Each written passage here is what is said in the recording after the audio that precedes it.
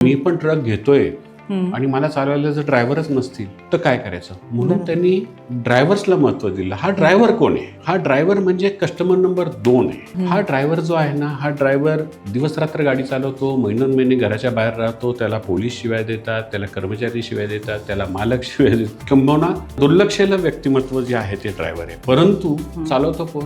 2 कोटीचा ट्रक चालवतो तो ड्रायव्हर. त्याचा पगार किती असतो? 20,000. असा ड्रायव्हर दुर्लक्षित या अग्रवालांनी त्याच्यावर लक्ष केंद्रित केलंय आणि त्यांनी एक पोर्ट सुरू केलंय. आता भारतामध्ये 300 ठिकाणी ते पोर्ट तयार होतात. जयपूरला पहिलं पोर्ट सुरू झालं. आता माझ्या माहितीप्रमाणे 25 ठिकाणी सुरू झालंय.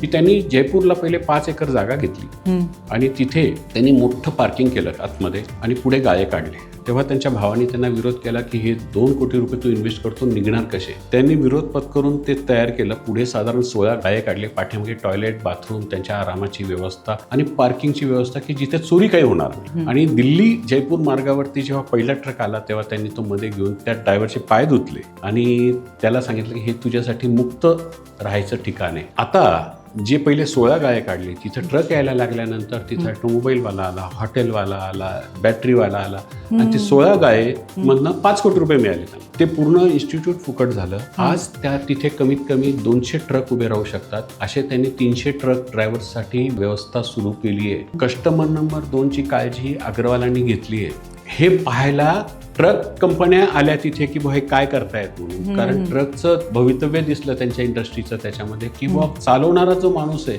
त्याच्यावर लक्ष केंद्रित केली तर ट्रक चालते. येस. मग त्याच्यानंतर आज तुम्हाला आश्चर्य वाटेल, त्याचा पुढचा मुद्दा मी असं सांगतो की आज तुम्हाला असं लक्षात येईल की त्या याच्यामध्ये ट्रकचे केबिन एसी झालेत 2 वर्षापासून. पहिल्यांदा हे घडलंय. ओके. किंवा त्यांची काळजी घेतली गेली. असा काळजी घेणारा कस्टमर नंबर 2चा हा अग्रवाल आहे. असा विजन असला तर तुमचा व्यवसाय मोठा होणार.